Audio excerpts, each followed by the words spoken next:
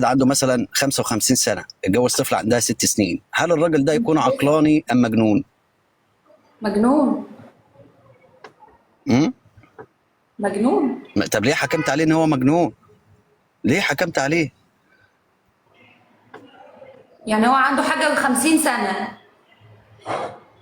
هيتجوز اه واحدة عندها كام سنة قلت؟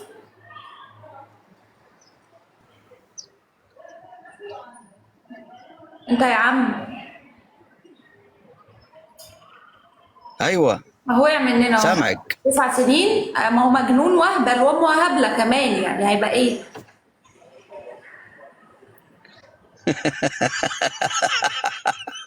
مجنون واهبل وامه هبله.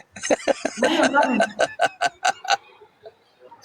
يا نهار اسود، يا نهار اسود، على ايه يا حسان؟ يا نهار اسود. على ايه يا حسان؟ يعني انت كده، يعني انت كده بتقولي على النبي محمد ان هو اهبل وامه هبله علشان تزوج السيده عائشه وهي عندها 6 سنين وهو كان عنده 54 سنه؟ اه ده انت قصتك حزينة. تصدقوا لسه واخدة بالي دلوقتي. والله مش قصتي اللي حزينه، ده قصه